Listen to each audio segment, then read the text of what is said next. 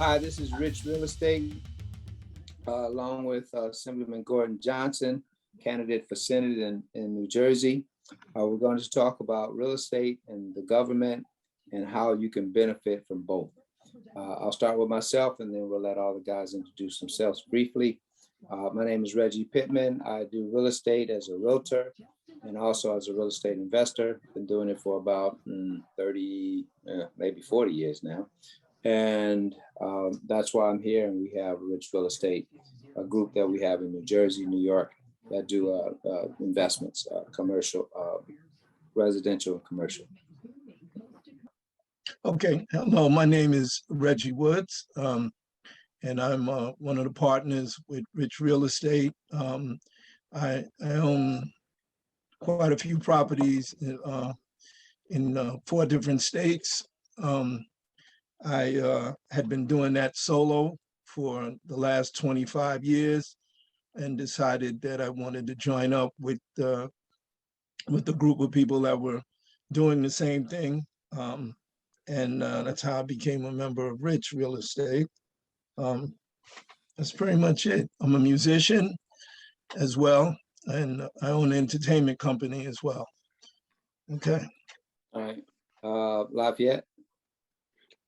Yes, Lafayette Harris here. I am primarily a musician, grew up playing music, and got into real estate in the late 90s during the Bill Clinton era, when you can get loans, and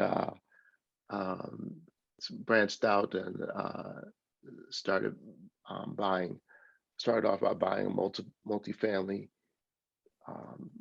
couple of multifamilies in Brooklyn, and then I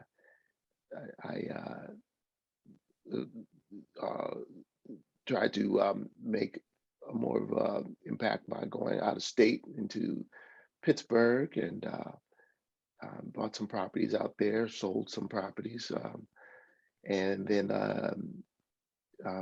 moved into my ancestral land in Virginia, and took over some land of my forebears, and now have a income producing property on that land. So I wanted to be in a group like this as well, to share information and work on projects together. Yeah. James? Good morning. My name is James Brown. I'm a CPA by day. Have interest in real estate holding on several levels. I own a co-op apartment in Fort Lee. I've inherited property in Texas and Mississippi. I also have some indirect investments through REITs and invest in a real estate fund through one of my retirement accounts. But I'm also heavily involved in real estate investment with respect to representation of my clients. I have many clients who are real estate investors. One has, it varies because he buys and sells a lot, but during any given year, he may have as many as 70 properties or so. And just an interesting note, yesterday, as some of you may know, was a tax deadline, and I was trying to finish up one of my clients' returns, and she has historically has had a rental property. So I said, you didn't give me any information on your rental property. She says, oh, well, I don't have that anymore. I said, you don't have it anymore. What does that mean? Did you sell it? Yes. I said, well, that's kind of important for your tax return. So needless to say, her return didn't get in last night, because I got this information about, I don't know, 4 or 5 o'clock yesterday. So, I didn't have any closing statements or anything, but that's me. That's my story, and I'm sticking to it. Yeah, we're gonna have to talk about that capital gain stuff. Jamel? Yeah. Morning, everyone. Jamel Thompson. I am a commercial banker by day with a private client institution here in the city. I own my own property. I own co-ops. I am my My family owns a real estate holding company, which owns several properties in Maryland and the DC area. I just wanted to join like-minded individuals where we can focus on real estate. Being in banking, I realized that majority of my wealthy clients all have some type of real estate ventures or endeavors, and that's the key to building wealth. So it's been a pleasure, and thank you for your time. And we have our guest today. Our guest today is Assemblyman Gordon Johnson. He's on the ticket in November for State Senate. If you live in New Jersey or if you're registered in New Jersey, we want you to vote for this man. He's the best man on the ticket. So, Mr. Johnson, Assemblyman Johnson, if you'd like to introduce yourself in a little bit, thank you for joining us. Yeah, well, thank you. First of all, thank you for having me. I am running for State Senate. Let's start with that first. I am running for State Senate in the 37th District, which is 13 towns right by the George Washington Bridge, Fort Lee, Inglewood, Teaneck, Hackensack, and they got little towns like Pagoda, Palisade Park, Leonia, Inglewood Cliffs, Alpine, Tenafly, Cresskill, up the line, Rockley, up the Northvale. So I mentioned all 13 there, but 37th District has about 220,000 people. And that's how we split up our legislative districts in the state of New Jersey. Take the total population of the state divided by 40 districts, and then work around the edges to ensure that the population in each district is close to 220, 230, whatever that number may be. Background, a long time ago, I played saxophone. I was in a little band back when I was a young man, before you guys were born probably. But anyway, when they first invented the saxophone, I think. But I was in a little band in the area here, and because I was born in Harlem, but I grew up in Inglewood, and used to play in New York City a lot. Back a little group, played at clubs in New York, and of course different places in New Jersey. Beyond that, I was a police officer for 24 years in Inglewood, New Jersey. I was a sheriff for a while in Bergen County Sheriff. That's with no horse, of course. And then I asked to join the state assembly. So, and also Army Reserve too. Forgot about that. Army Reserve, I served in Desert Storm in 1990-91. I was mobilized again in 95-96 for the conflict in Bosnia. But there I went to a higher headquarters. I was stationed in Germany for 9 months. And that's where I picked up my second language I can't use, German. But that is kind of my story. I know very little about real estate, but I do know, and as someone said earlier there, in this game, or the rules of capitalism is you have to own something. This is development. I don't think a lot of young people realize that. You have to own something. Real estate, of course, is good. You have to own a business, or you just own money and invest that. But you have to own something in this game called capitalism. And young people have to realize that's part of one of the rules of being in this society if you want to be successful. So I feel that when I talk to these young folks and the young people, as these young entrepreneurs over here in Jersey, we have some programs for them. I won't get into that because that's probably outside of real estate. But we have different programs to help people if they want to try to start up a business or expand their business. Jersey has several programs for that.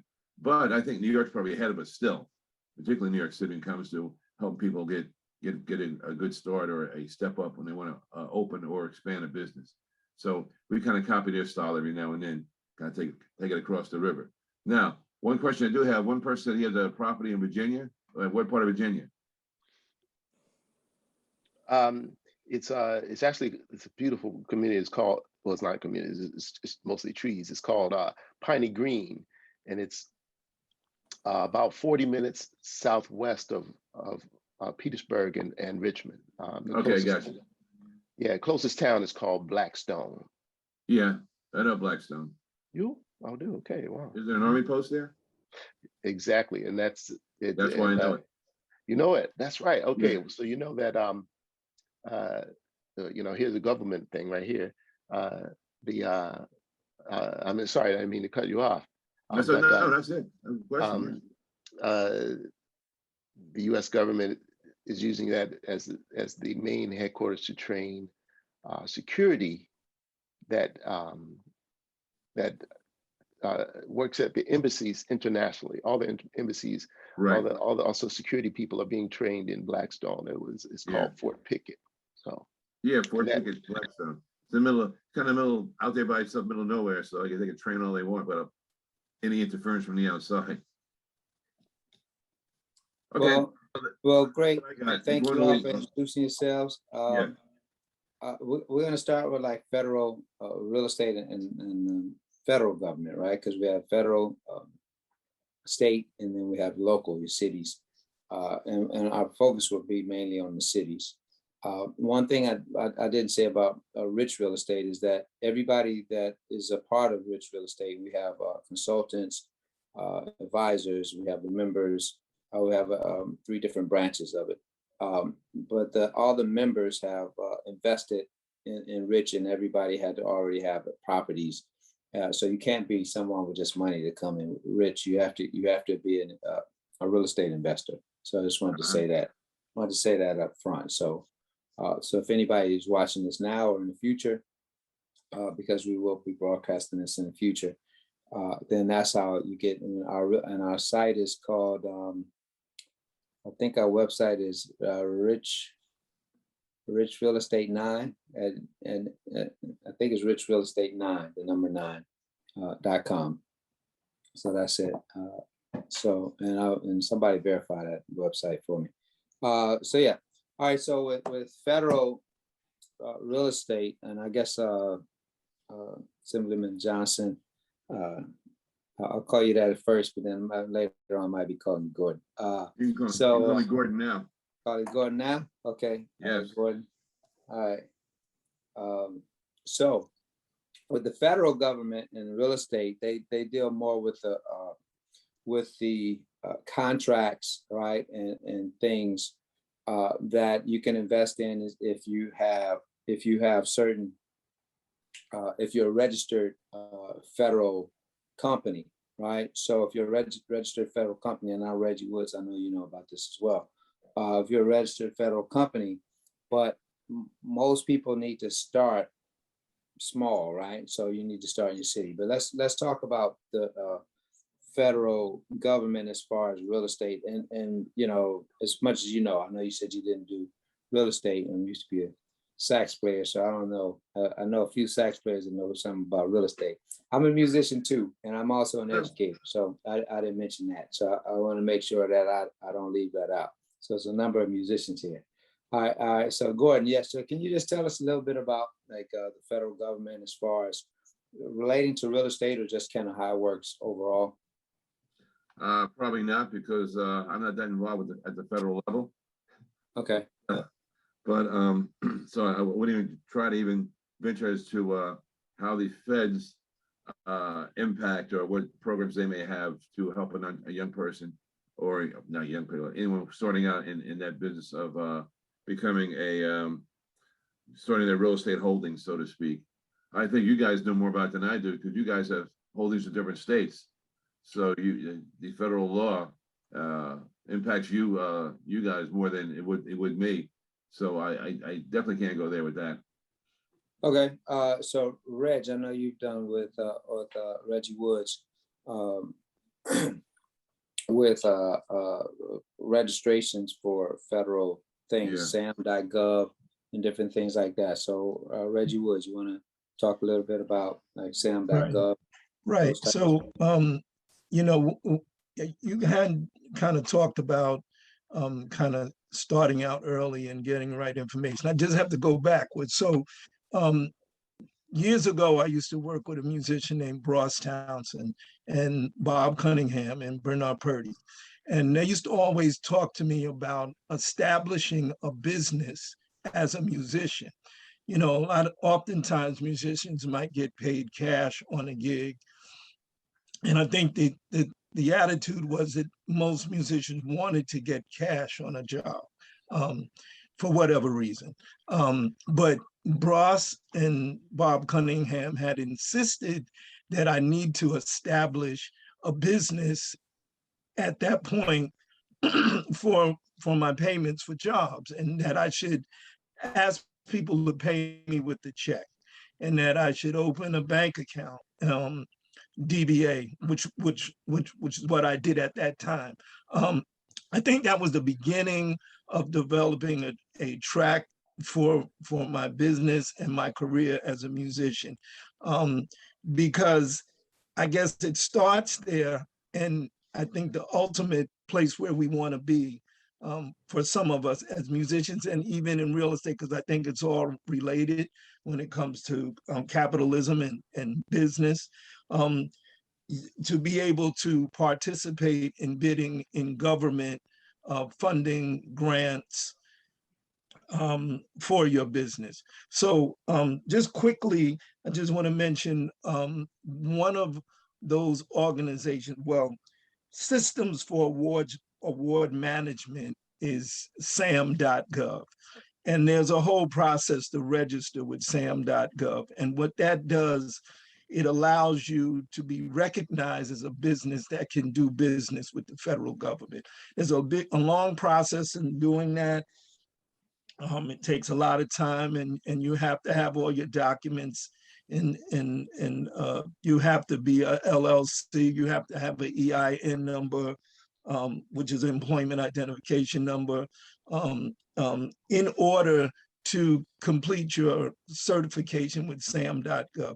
But it allows you to go to another level in terms of what's available to you as a company. And then ultimately, quickly, I think the ultimate place where you want to be and have certification is what they call 8A certification.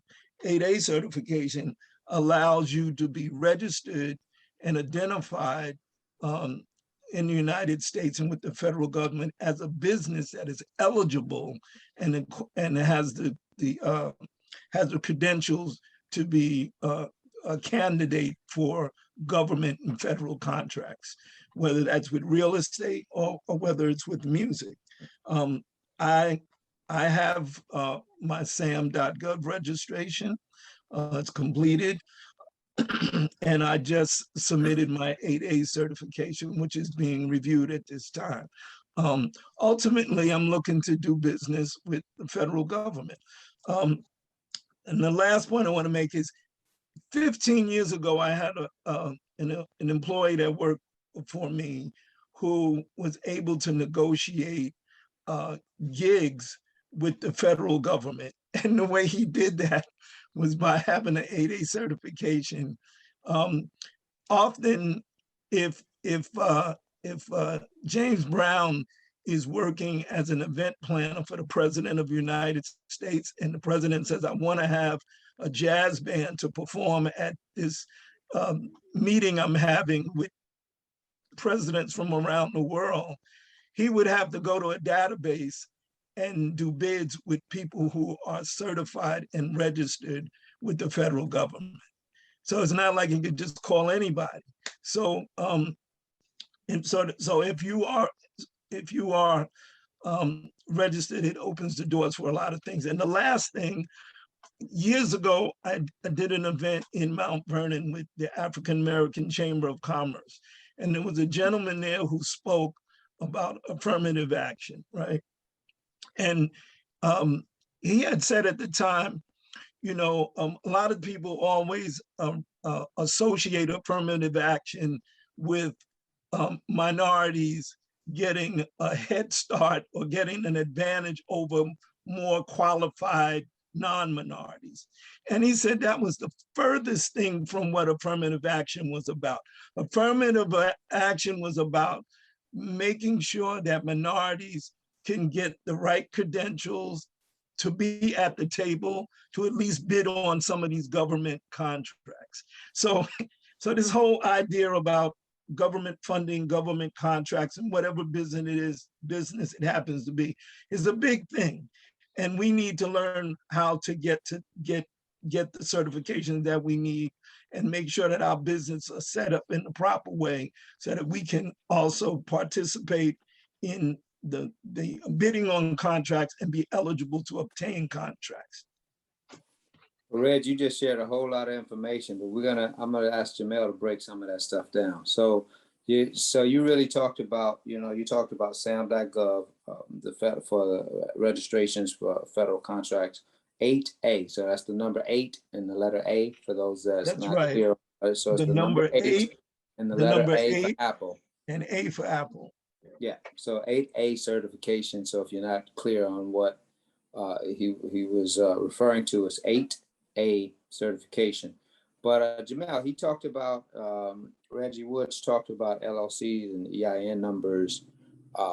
And I'm assuming most of our viewers would know that, but can you just break that down? LLCs, S Corps, C Corps, EINs, and the importance of having that, because as he just said, you can't register for a federal contract if you don't have certain things in place, and our listeners should at least know what those things are. So can you talk about like a LLC, S Corp, C Corp, EIN number, those type things that people should know about?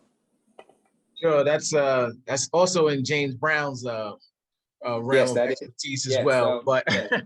I didn't mean that. You never exclude the hardest working man in business, man. So yeah, that is. So both of y'all could take that over. yeah, definitely. So LLCs and corporations, they have slight differences, right? So LLC is a limited liability company. You can use that to they have several designations. You can use that as a sole proprietor. You can use that as a C Corp, so that the business pays its own taxes and you pay tax. So you can use it as an S Corp, which is called a pass-through, where it also goes on your personal tax return. So, the real purposes of these different designations is for liability purposes, right? So specifically, if you buy a property under Jamel Thompson and something happens on your property, anything that Jamel Thompson owns can potentially be liable, right? And if that person sues me, my real estate, everything that I own is in jeopardy, and can be, used. If you have a LLC, and that's why a lot of landlords and use that designation, that LLC owns a property, and that separates Jamel Thompson from this particular LLC. So anything under that LLC is liable, right? And again, the LLC, the corporation, the S corporation, that's all for liability purposes. C Corp and S Corp, a C Corp is what we call double taxation. So if you have a C Corp, and that's usually your big companies, so that the company pays its own taxes, there's no pass-through personally. So whatever those taxes are, that company pays it, and then the individuals or the owners of that company, they get a salary from that corporation, and that salary that they earn goes to their personal tax returns. The S Corp, as I said, follows under the same characteristic as an LLC. The money that you earn from the LLC, the loss or a profit, flows to you personally, and then you pay taxes on that particular amount of money that you earn. You said there was another part of the question that you asked as well. EIN number. Right. So the EIN is just to identify you as a business for tax purposes. So basically, everyone who's a citizen of the United States gets a Social Security number.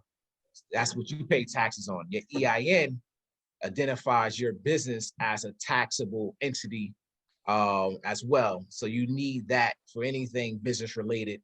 If you want to do your taxes, if you want to get credit, anything of that nature, your EIN is what's going to be used to identify that business going forward. If you need to do anything, I refer to James if he wants to, add anything to the conversation. This is his area of expertise as an accountant. Yeah, getting scared there. I think I may be out of business soon. You did so well, but yeah. You my tax man. If you're trying to tell me something, tell me publicly now, man. Just let me know now, man. So Jamel basically covered it. One thing I will add, though, similar to the way you want to establish an LLC to limit your personal liability, if you own multiple properties with respect to real estate, you also want to have separate LLCs for each of those properties, because similar to how you would be liable personally, if you didn't have an LLC, if you have multiple properties in the same LLC and something happens with property A, then since it's common ownership, they can go after, let's say property A doesn't have enough assets to satisfy, whatever the liability is, but they can also go after any assets, in property B, C, D, and so on. And that's a lot of, that's a big thing that a lot of real estate investors miss. Like, oh yeah, I have an LLC, but I have 17 properties in the LLC. That's that's not necessarily a good thing. And as Jamal said, he mentioned that different entity types have different tax characteristics, but for purposes of a sole proprietor or a single owner, you can have the LLC set up and taxed as a sole proprietorship. A single member LLC is called a disregarded entity because it's disregarded for tax purposes. But you can also elect to have that LLC, even though you're technically an LLC, you can elect to have that LLC taxed as an S corp, as a partnership if there's more than one LLC member, et cetera. So there are a number of factors to take into consideration when doing that. People will call me and say, well, what's better, an LLC or an S corp? I was like, well, I need more information, right? You have to tell me what your objectives are, what your goals are down the line, how the company's going to grow, what your company like now, what's your revenue like, what's your income like, and then sometimes, like I got a call just this week. Guy wants to set up. He's going to a job where he's being paid as an independent contractor. So the person who he's getting tax advice from his prospective employer, I guess, a client, right? Because he's an independent contractor. And the guy told me, yeah, you probably want to set up either an S corp or an LLC.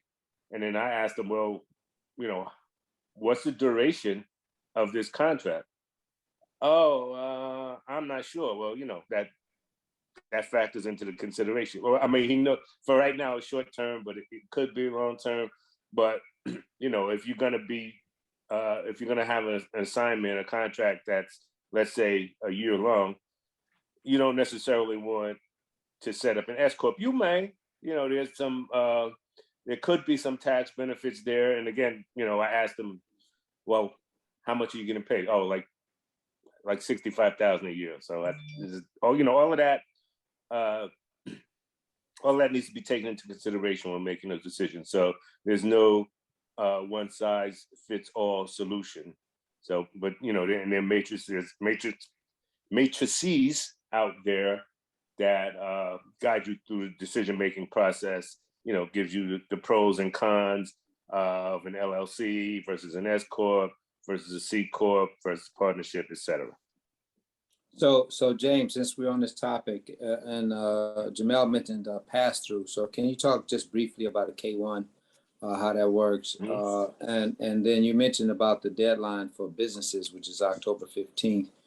And somebody sold a property, and just like if anybody is, if they own something, like how the capital gains work, I found out about capital hard way.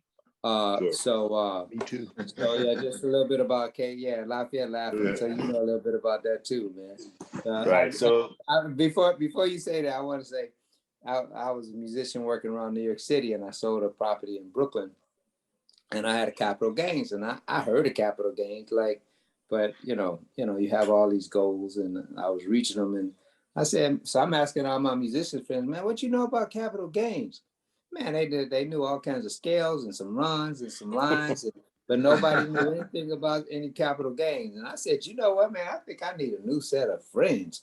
I'm not going to get rid of my musician friends, but so I joined the 100 Black Men, and we have a real estate group. Jamel's part of 100 Black Men as well. But so I learned about capital gains after I needed to know.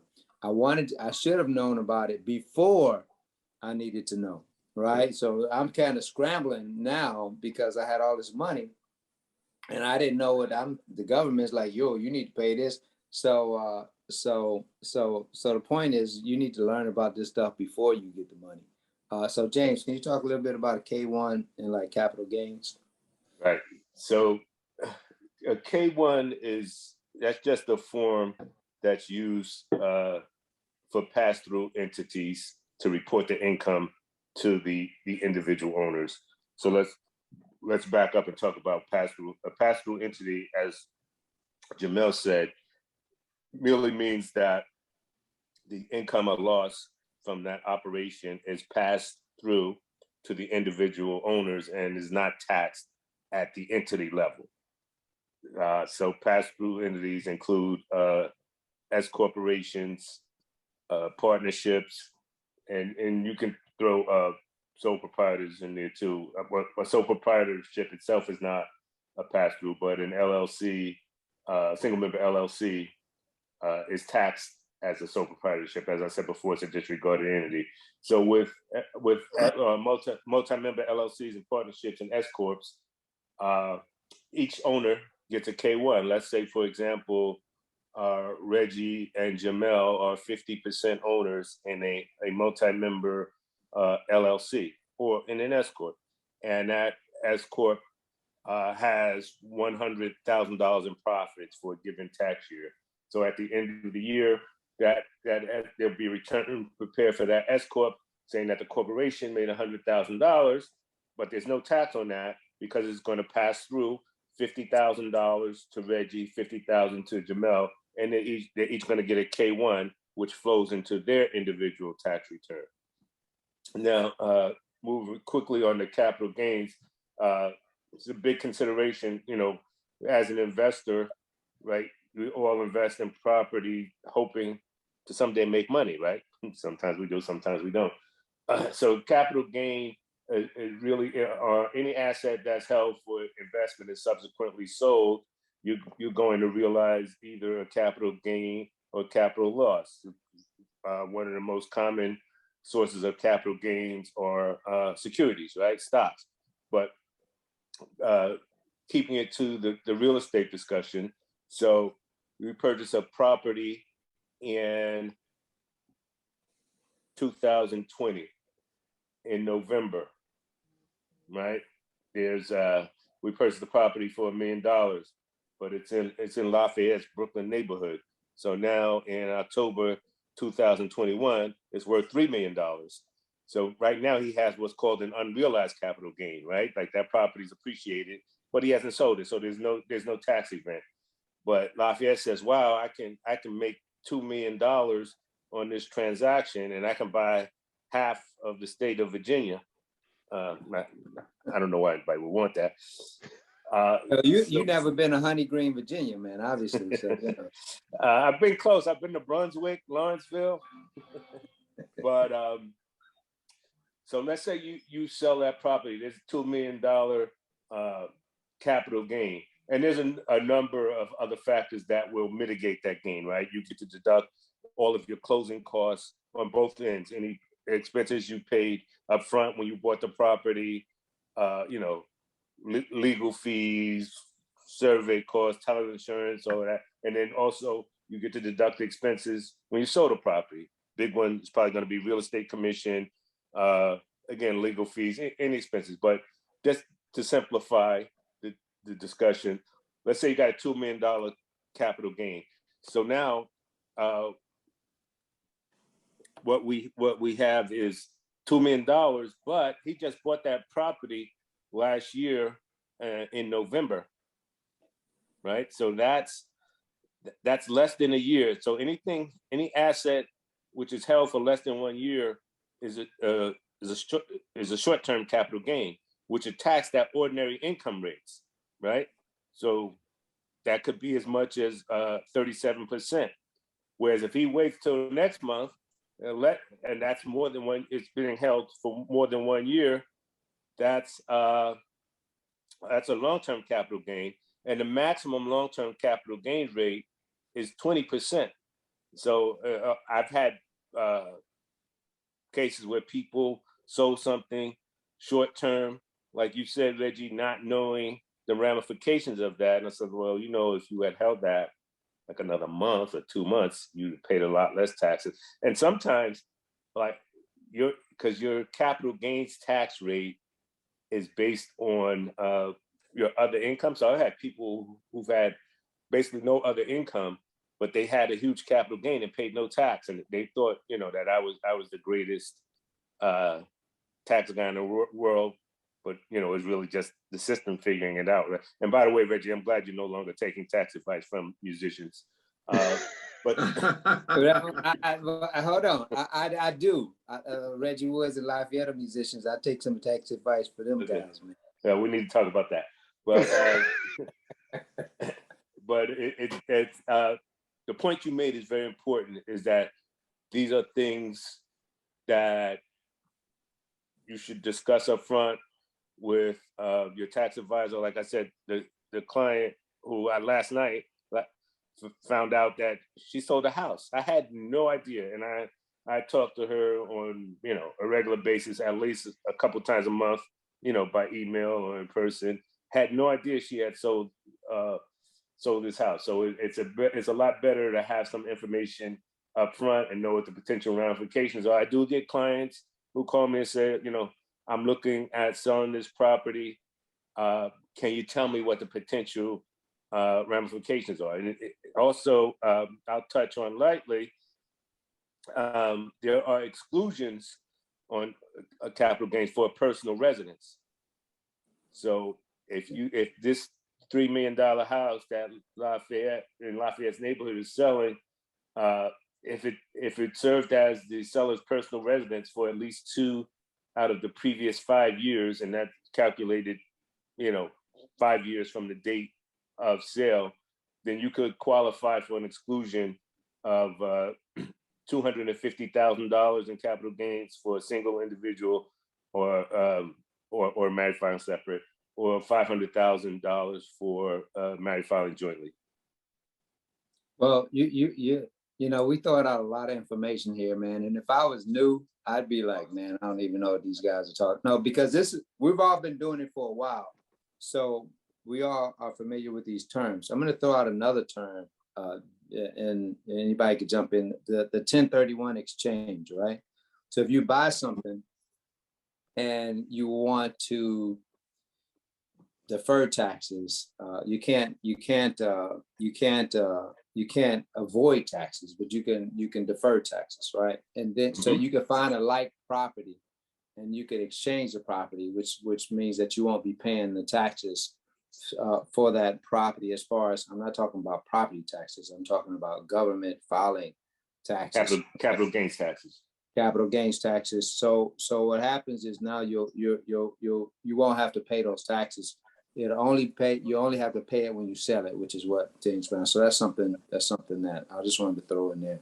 But you could defer those taxes for decades, years, right? Yeah. Because when you sell the property that you exchange for, you could do, when you dispose of that, you could do another 1031 exchange. Yeah. But you know, that's important information. But the 1031 exchange is a very complex transaction. Yes. And you need to engage with what's called a qualified intermediary.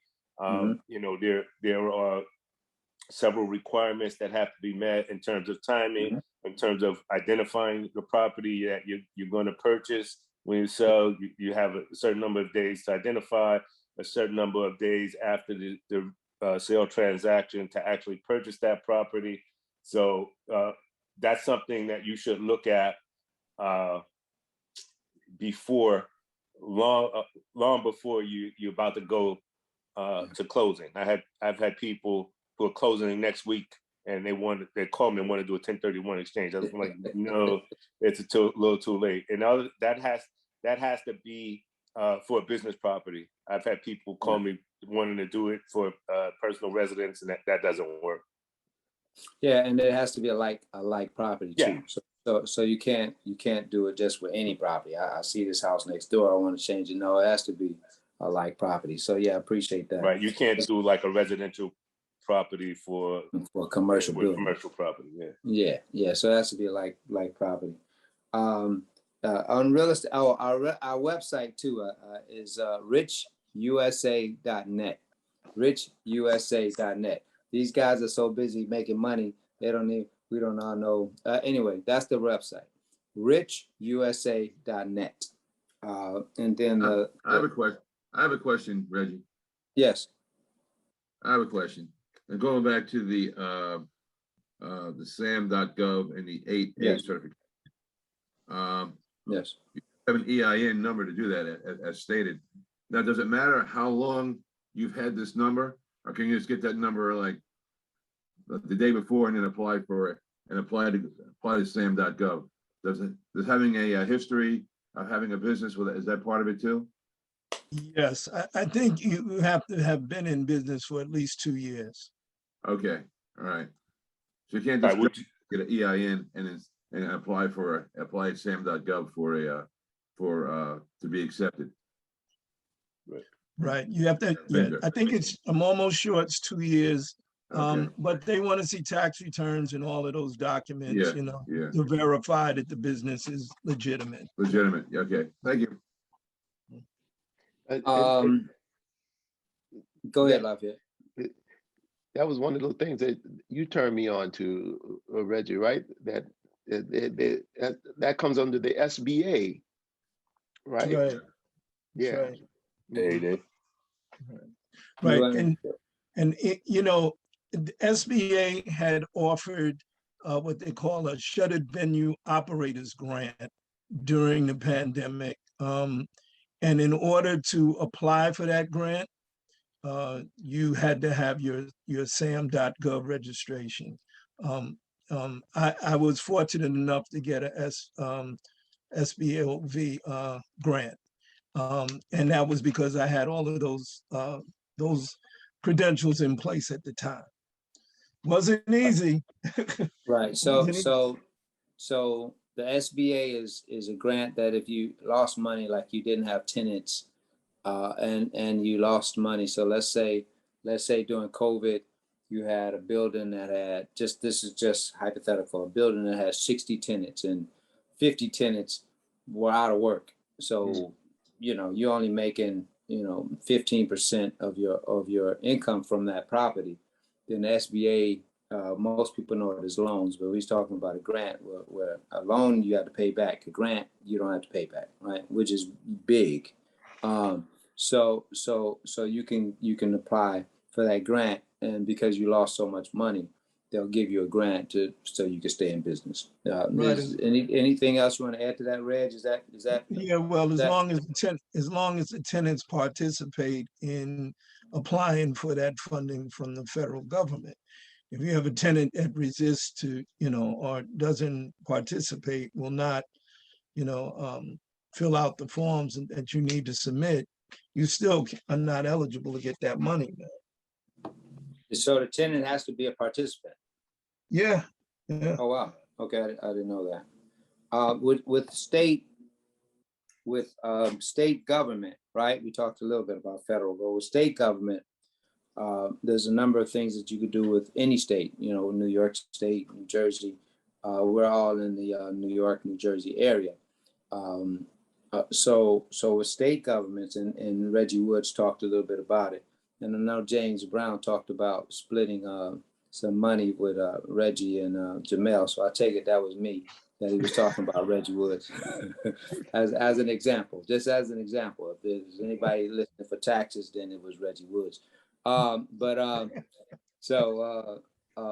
we talked a little bit about federal, but as far as state, which becomes a little easier, you can, if you're LLC, and we'll just talk, our company is LLC, right? So if our LLC is registered within the state, you can apply for certain things and work with certain governments, mayors, council, and look for different programs, right?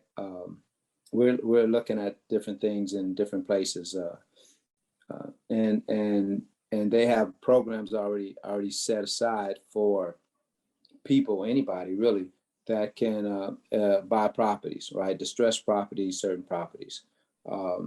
we talked about Camden. So does anybody want to touch about state opportunities for real estate? Anybody want to touch upon that? I mean, whether it's something we're doing or you're doing by yourself, because we all do individual things and then we come together and collectively do it. So basically, we got together because the five of us were all doing business individually, and my thought was, I like, well, Reggie has his properties here, and James has his properties here, and Jamel's. Why don't we all do it together? So basically, we are together so we can get bigger contracts for the. And we're all getting questions about this, so we decided to just have a webinar to give as much information as possible. So that's so. Hello. Marilyn, go ahead. I heard your baby's singing today. Oh, Hi, yeah. Marilyn, how are you? Good to hear you. Not too happy about that one. Yeah, and she was just like, I think Think she needs to mute. notice. And I said, I'm pretty sure I said, if she couldn't do it, I'm pretty sure she would All have right, told so me Marilyn, that. Marilyn, we're you gonna have mute. to mute you. Lafayette, can you I mute think the whole Marilyn? thing is like, because you said she didn't come by and ask, she didn't come by to Somebody didn't visit or come. anything, right? Let me see. Can you do that, Lafayette? Let me see if I can. Yeah, she's you muted got it. now. Hey, listen, guys, I have a hard stop at 11, and I don't know anything about the subject he just asked about anyway. So don't cut me out of the video, though. You know, I was supposed to be in The Godfather, and I left earlier, and they cut me out of the movie. So I would be multi-millionaire now. So What, all right, these are I the was in same, I was in Cooley High also. these are the same producers, bro. Okay, well, I've been kicked out of better places. Hey man, Well, thanks, guys. I have nothing but good things to say about you as long as you're my tax accountant. So you know, and that's how our relationship changes. You're my man. All right, guys. You know. See you later. Take All care, right, man. James. All right. So anybody want to touch upon state contracts? No. All right. So moving on. I think Jamel is about to say something. Jamel, you on mute? No. No, I was gonna say I was gonna ask if Gordon, Assemblyman Gordon Johnson's had something on that particular topic. I was just gonna say, I was gonna bring up that in New Jersey, because New Jersey is a collection of about 500 different towns, unlike New York, which has a big city, bigger cities, what have you. So our New Jersey Economic Development Authority, NJEDA, is like the banker, and also takes applications for grants and loans from different sized businesses. So I would go to their website, the NJEDA website. I do not know what they have in the area of real estate, where they're purchasing, what have you, but it would be worth looking at their website to see if they do have something, or make a phone call down there to them. Or I could do that myself and get back to you guys on that. And specifically about real estate, either procuring real estate or maintaining real estate, whatever it may be, maintaining the properties you own, your rental properties, commercial properties. So that is all I have about New Jersey. So the NJEDA is the place I would go to apply and either for grants and or loans. And you said NJEDA, so I take it that's like New Jersey Economic Development Authority. Yeah. Oh, EDA. Okay. Yeah. NJEDA. I got it. Yeah. I got it. I just wanted to make sure I had the acronym correct. Right. Gordon, you mentioned something earlier about programs for starting a business, for capitalism, and how that works in New Jersey. So can you just mention a few about, and I know you said it didn't have to do with real estate, but so while you're here, we like to educate our consumers about what we have. So if you wanted to mention a little bit about programs for starting a business. Let's run down a quick list of programs that they have real briefly. New Jersey Business Certifications Program. I'll send you, in fact, I'll send you an email with this list here. And that runs to the Department of Treasury. Minority or women-owned business services they have. Also providing services and maybe some grants too out of the Department of Treasury, State Department of Treasury. The Small Business Set-Aside Program, another program that's out there, and also out of Treasury. And then another big one that's outside your guys' area, New Jersey Department of Transportation Bridge to Success Supportive Services Program, a relatively new program And that's for folks who want to do might want to participate or apply to be a vendor at DOT, New Jersey DOT. Minority, women-owned businesses that might want to go there, veteran-owned businesses. So they have a set aside for that group for the contracts they're letting to maintain our highways, bridges, and roads, what have you. NJ Start, another program that's also out of Treasury. Of course, EDA I mentioned already. Another big one is, of course, the Port Authority in New York and New Jersey certification programs. They have set aside for minority-owned and women-owned businesses, and that's relatively big. They have a lot of programs, a lot of projects coming up at the airports and also at the seaport. So that's out there. Of course, you had the COVID-19 EIDL. I guess you know that was a federal program, and business services program out of Treasury. So we have a number of, and now, like I said, I'll send this to you, Reggie. Just listening. Okay. Send it to the people on here, on this call here, and others. For a person who wants to start a small business and needs assistance in maybe as getting help as to how to get started, what do I do? I need some assistance. We have the Small Business Development Center. Small Business Development Center. They're stationed up at Ramapo College in Mahwah and also at Rutgers in Newark. They will sit down with you and help you go through the steps needed to be successful in this idea you may have to make money or to be an entrepreneur. So we have that, and that is that's a nonprofit, by the way, the Small Business Development Center. So they are they work for the government, but not a part of the government. And I'll stop there.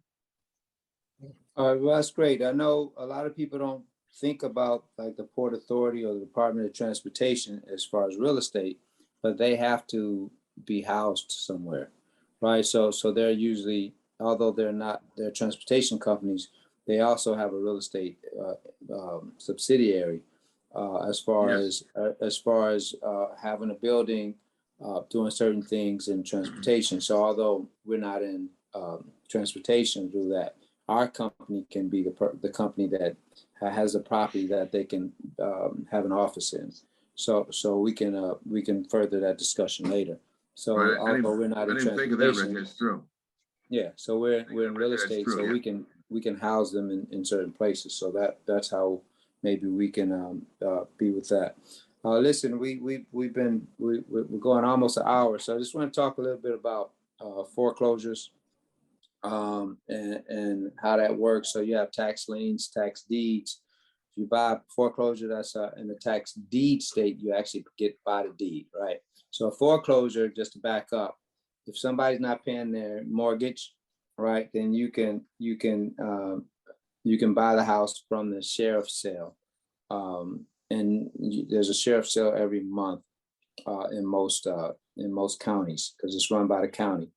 And then you can bid on the house. I'm not going to go into details of how they work, but you can bid on the house, and it's usually at a significant discount. A tax lien is you're buying the lien on the house based on the mortgage that's due. You don't necessarily have to pay all that's due, but when you buy it, you're buying the lien, which means you have to satisfy the lien. So as an example, if it's $100,000 lien on the house because somebody owes $100,000 for the property, and you bid $25,000, the mortgage company might take that because that's better than getting nothing, right? So they might take $25,000, and then the city will be getting the property taxes. So they rather have somebody in the house that's going to pay than to have somebody stay there that's not paying, right? There's a lot of different parts of that. I'm not going to get to all the different parts of it, but that's just a quick overview about foreclosures. You have distressed properties. There's a lot of things that we can talk about. Does anybody want to add anything about foreclosures? No. I just want to ask a quick question about what you had just said, Reggie. You said they buy it for 25. Now, what happens to the other 75,000? Is that It's just for, it, excused? it's excused. It's given. Every property is evaluated slightly differently. So I'm going to give a global answer, but it's not necessarily the answer for every property, right? So if you go, there's $100,000 property and they're starting the bidding at $1,000, right? And you bid 25. Usually people, if it's a nice property, people bid. It hardly ever goes over the asking price, right? So, and then when I say $100,000 is old, it might be a $400,000 property, but the mortgage is $100,000, and then I buy it for 25, or you buy it. So what happens to answer the question? What happens to the other 75? Yes, the bank excuses it, right? And the only way that it can be up for foreclosure is that somebody's not paying, and the bank agrees to take a minimum amount, right? So if the minimum amount that they're taking is 30,000, and I bid 25, they said no, that's not meeting the minimum requirements. A lot of times it'll start at a dollar. I mean, not a dollar, 1,000. And then it might get to 25, but then when it closes, they call it bank and they say, oh no, we're not going to accept that because we want it. The minimum is 30. On that, there's a ledger, and all that information is on the ledger when you go. And you could even do it from home now because of COVID. Before COVID it was, but now it's even more prevalent for that. So we can talk more about that. Yeah. Yeah. Well, keep in mind, Reg, you said that's a sheriff's sale, and keep in mind that in New Jersey, anyway, Bergen County, I used to do sheriff sales, by the way, when I was sheriff. You're bidding against other people. Yes. So I put in 25,000. The guy, then the next guy say, well, I'll go to 30. Because they all realize the property's worth 400,000, so they'll bidding, higher to the number they feel is where they can't go any higher. So you can start at 25, you might wind up at 75, if or maybe even 100,000 if people see the property and see the value of the property. So just keep in mind that you're bidding against other people there who have a background in real estate too. Yeah, and you're bidding against people that are in the room as well as online. Right. So, yes. so you can't even see some of the bidders because they're online. So let's say you get it for 100,000. Thank you, Gordon, for that. When you win the bid, you got to put down, you have to have money right there to put down. And I can't remember, is it 10% or is it all of it? Or I know you had to have like a cashier's check. You had to have something to put down right there. Right. Yeah, guys are coming. So you can't just bid and have a mortgage, say, well, I got a mortgage letter. No, man, you need to have some money right there. Yeah. So that's very important. You can't just win a bid and you have some money in the bank. You have to be able to go to, they have a person there, they're not called a secretary, but they have a person there that when you bid, you go up to that table and then you have to register and you have to pay something right there. It's either 10, it's not 100%, but it's I think it's 10 to up to, I think it's up to 50%. I forgot. Yeah, I've forgotten that number. I've forgotten that number too, but guys are cashier's checks. Yeah, you have to. So once you win, I don't want anybody listening to this and say, I won and I have a mortgage. No, man, you got to have some money that you put down right there, right? You can't go out. I think they give you an hour, right? You might have an hour, so you might be able to run to the bank. If the bank is crowded, then your stuff just goes back to auction. So you need to really have the money there, right? So that's very important. Listen, we had about an hour. We try to keep this to an hour. And we always have something like if somebody's getting into this, let's do this two ways today. If somebody's already into real estate and they have 100 properties and they needed to get some information, which I think they should have gotten some for this, what information would you give to them? And also what would you give to a newbie, right? Somebody that's just starting. So I'll start. If you've been in real estate for a long time, my mother was a real estate investor. So I got in because of family involvement, right? She never asked me to do it. Actually, my mother was a piano player too. So I got into music and I got into real estate because of my mother, right? So, and if you have a lot of properties, 100 properties, the thing that I would hope that you would get from this is how to best manage your money. I know a lot of people with a lot of properties that aren't managing their money well, right? I'll say it that way. My thoughts are actually saying something different, but I want to keep it on a good level. So that aren't managing their money well. So what we're trying to do is have you understand capital gains and use that to your favor. James Brown mentioned, you know, you can get taxed at 20% instead of 37%, right?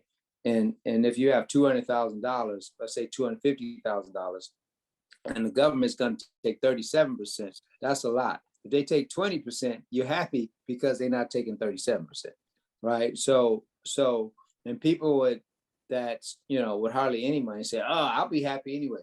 No, man, you don't want anybody taking 37% if you can get them to take 20%, right? So the whole idea of money is to keep it, not to give it away. So that's what the people that are already investing. For people that start small. Buy your own house. You know, don't trip on trying to get 5 houses. You know, buy your own house. That's an investment. That's a big investment. Once you have your own house, you have equity, and then you can get something else. But just start small. Buy your own house. Make sure you have good credit, and buy your own house. So that's my advice. Anybody else?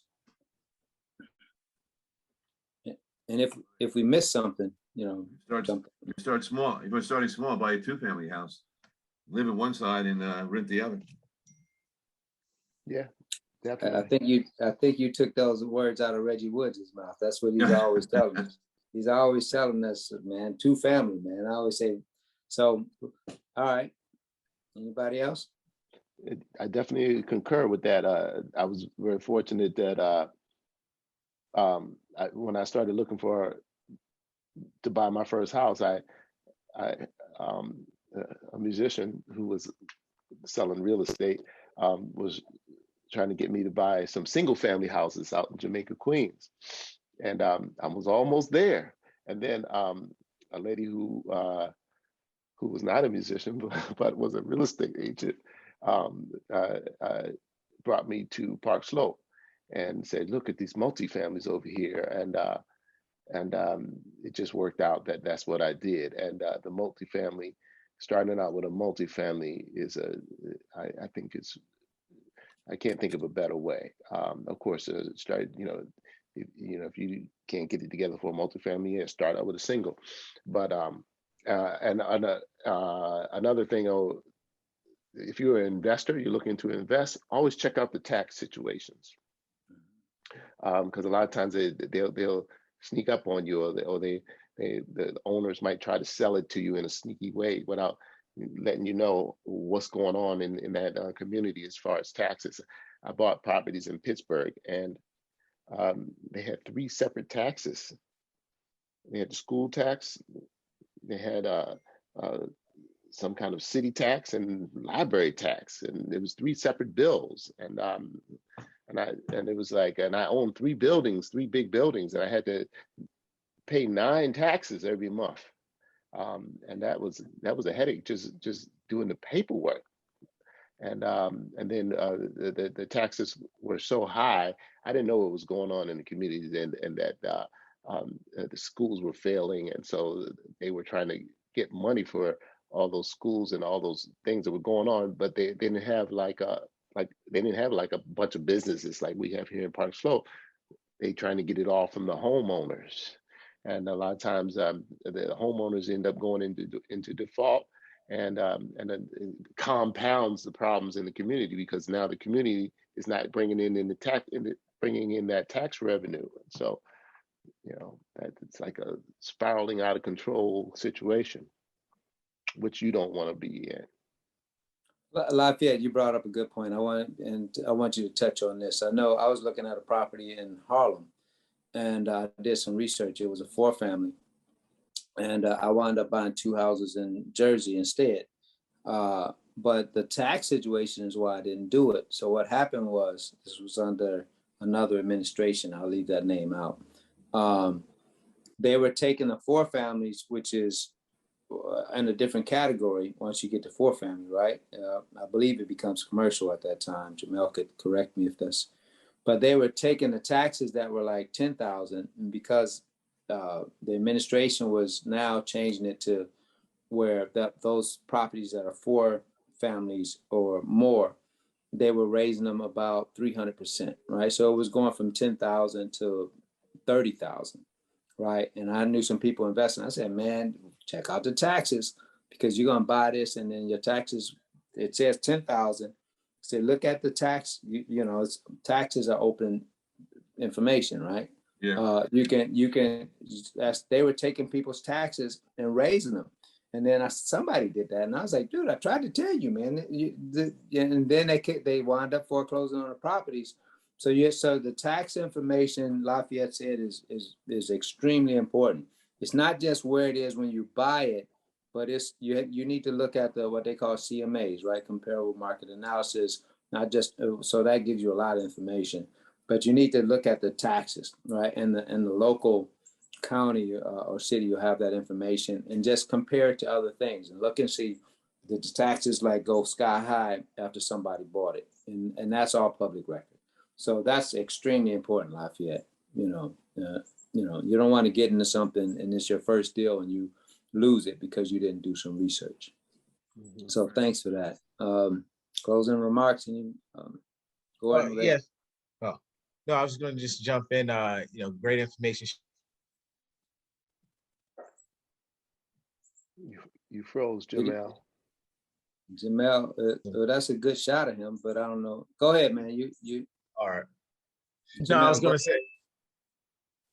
No, I was saying, great information shared today. I'm definitely a proponent to what Assemblyman Gordon Johnson said. You definitely have to own something to be in this game called capitalism. Just try it, do your research, but it's tremendous opportunity out there. So, it's always a way if you are dedicated and motivated. Where's the wisdom? Yeah, I'm going to just add a little something. You spoke about a 2-family house versus a 1-family house when you start out, what the benefits of that are. Something kind of related to that. Recently, I needed to have a property in another state, and so I thought about renting, and the rents were like $3,000 a month in this area for 1-2 family, right? And the people who were also associated with the project that was going on there ended up renting, paying $3,000 a month for rent. What I did was I said, no, I'm not going to pay $3,000 a month for rent. I'm going to find a property and purchase it. Make a long story short, the mortgage on that is $900 a month, 4-bedroom in the same area. So it's just like having the knowledge and the just to pursue other avenues and just go out and try to make something happen. So now, if I'm there for 4 years, I'm going to build up some equity on that property. I got it at a really good price. And I'm paying much less. Those guys that are going to be there for 4 years, they're paying with $27,000 a year, and they get no equity or anything at the end of the 3 or 4 years. I should be able to triple what I pay for this property in that amount of time. So it's just having that vision and knowing that you can do that. It's like I don't even think they thought about that. The other people that are there. So kind of goes with, just making the right choices. And it's important that we know these things when we start out, because that gives you the advantage. And, usually if you can manage and get through the first year, you'll probably be able to maintain it. But if you make bad choices, you can have a lot of headache like Lafayette talked about in that first year, and you get to the point where you can't manage it. So just wanted to add that. Knowledge reduces risk. You can use that if you want. That's Okay. that's your I closing like that. statement. And I like buy something. No, own Yeah. something. Own something, ownership. Gotta own something. I'm writing that one down. Knowledge reduces risk. Absolutely. All right, so that closes it. We'll have this on our site, richusa.net, so you can link up to it. And that's really it. But thank you, Assemblyman Gordon Johnson. We look forward to you being the senator in New Jersey the next time we do this, either monthly or quarterly. Just for an education for all people. Yeah. And we look forward to you being our senator. If you're in Jersey, November 2nd, 2021, vote for Gordon Johnson. So that's very important because you need to make sure you can't complain about something that you helped build, right? So if you vote, then you have a voice. If you don't vote, be quiet, right? So listen, thank you all, gentlemen. You can see our website, richusa.net.